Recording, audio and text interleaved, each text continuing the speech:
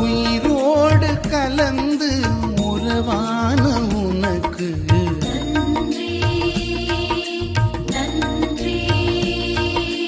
உலகினில் உறவுகள் அழித்திட்ட நிலைக்கு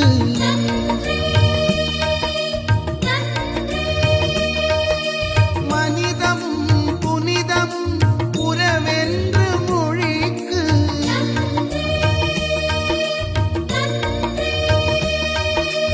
உறவாலே வாழ்விக்கும் அமுதான கொடைக்கு